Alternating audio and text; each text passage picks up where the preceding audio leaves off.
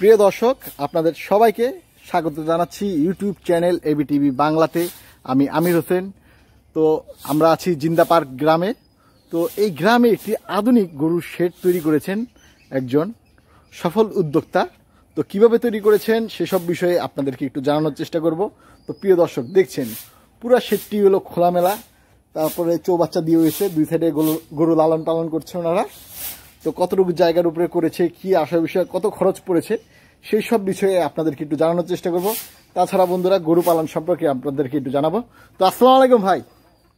আসসালামু আলাইকুম। ওয়ালাইকুম আসসালাম। কেমন আছেন? আলহামদুলিল্লাহ, ভালো আছি। তো ভাই, আপনার নাম? কেমন আছেন? এই তো আলহামদুলিল্লাহ। ভাই, আপনার নাম? আমার নাম মাসুদুর রহমান, এখন শারফিন, ডাকনাম শারফিন। তো ভাই, আপনি যে গরু পালনের শুরুর গল্পটা কি আমাদের যদি একটু বলতেন। কৃষির দিকে, জি, কৃষির দিকে, গরুর দিকে, ডেয়ারি ফার্মের দিকে একটা ঝোঁক ছিল ছোটবেলা থেকে। আচ্ছা। ওই আমি অন্য দিকে না যাই, আমার চাকরি হয়েছিল, সরকারি চাকরি, আমি চাকরিটা করি নাই।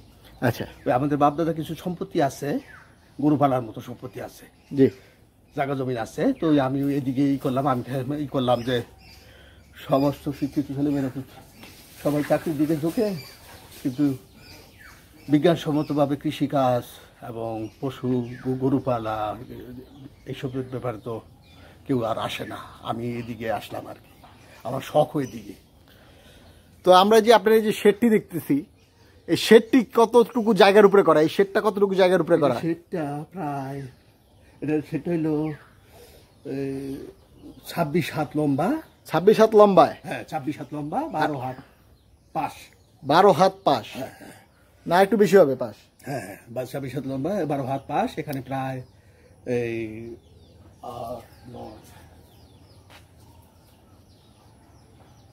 প্রায় 16টা গাভী রাখা যাবে আদর্শ, ঠিকভাবে। একটু বেশিও রাখা যাবে, কিন্তু সুন্দরভাবে 16টা গাভী রাখা যাবে। সুন্দরভাবে 16টি গাভী রাখা যাবে? হ্যাঁ হ্যাঁ, একদম পাকা করে তৈরি করেছেন আপনি? তো আশেপাশে দেয়াল দেননি কেন?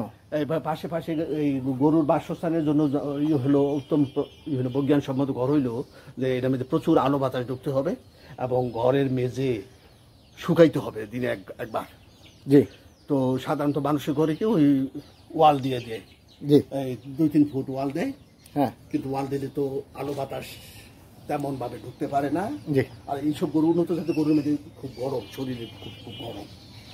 এই আলো বাতাস ঠিক মতো না ঢুকতে পারলে, এই গরু ঘর না শুকাইলে তো গরু মানে সুন্দরভাবে নিরোগভাবে বাঁচতে পারবো না, ভালো থাকতে পারবো না। তো আপনার এই ঘরটি তৈরি করতে খরচটা কিরকম হয়েছে?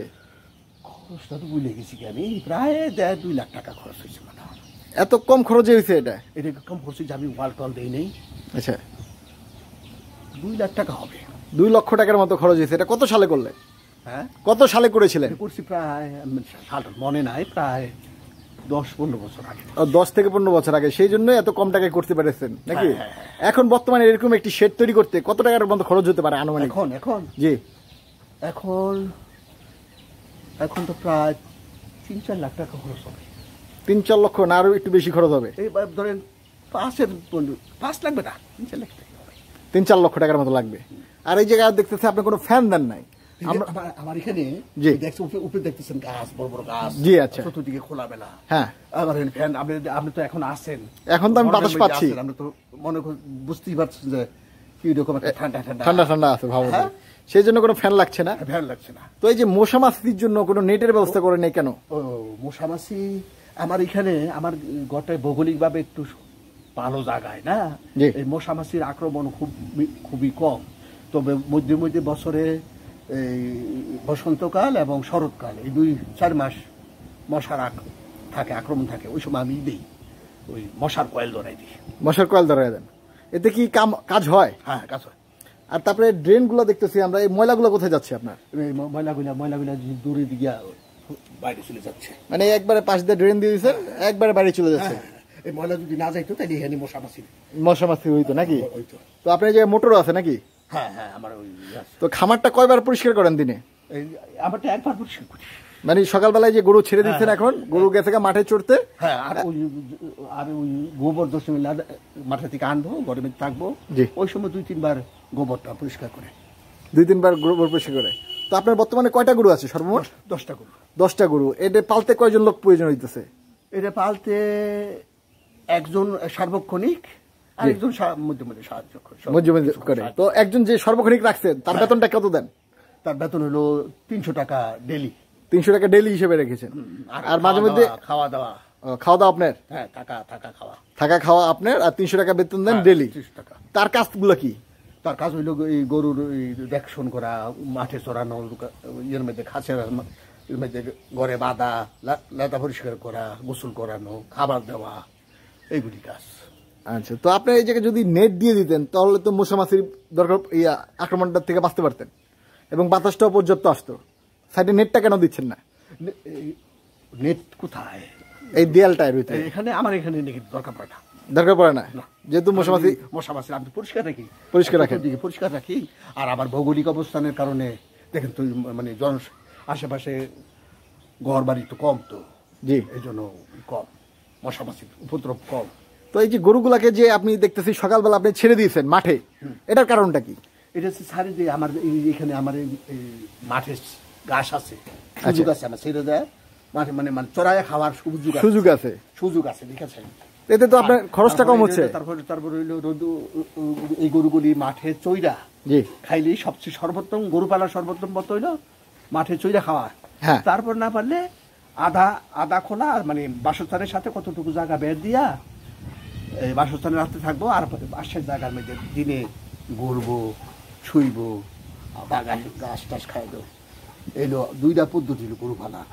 এলো 2 পদ্ধতি, আমার 2টা আদর্শ পদ্ধতি।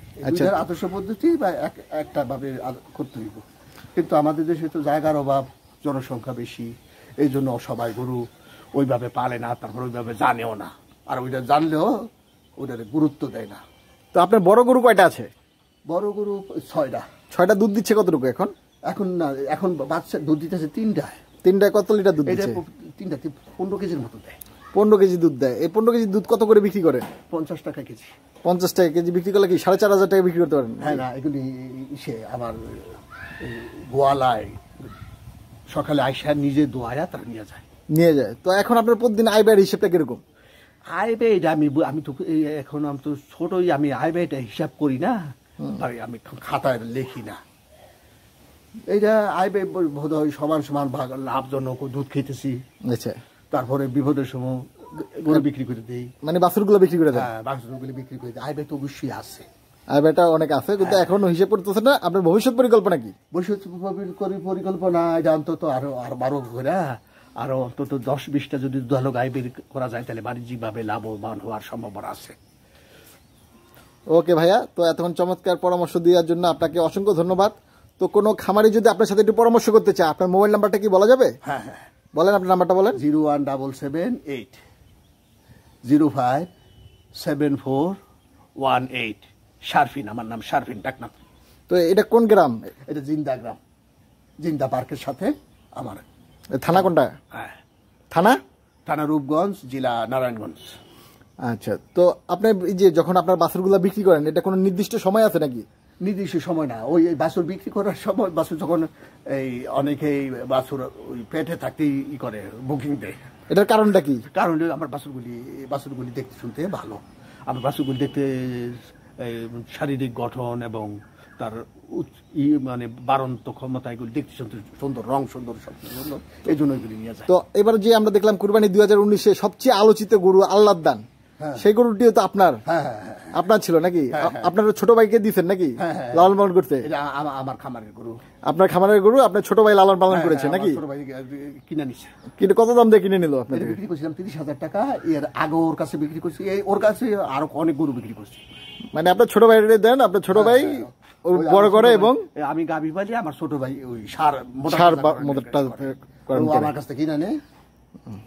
তো ভাইয়া, আশা করি আপনি ভালো থাকেন, সুস্থ থাকেন, এবং আরো সুন্দর সুন্দর আকর্ষণীয় গরু আপনার তৈরি হোক, সেই সব বিষয়ে আমরা দোয়া করি। তো প্রিয় দর্শক, এতক্ষণ যারা আমার এই প্রতিবেদনটি দেখলেন, আশা করছি আপনাদের ভালো লাগলো। তো একটি আদর্শ খামার গ্রামের ভিতরে কিভাবে তৈরি করা যায় সেসব বিষয়ে আপনাদেরকে একটু জানানোর চেষ্টা করলাম। আপনাদের যদি বিন্দু মাত্র উপকার হয়ে থাকে তাহলেই আমাদের সার্থকতা। ভালো থাকবেন, সুস্থ থাকবেন, আল্লাহ হাফেজ।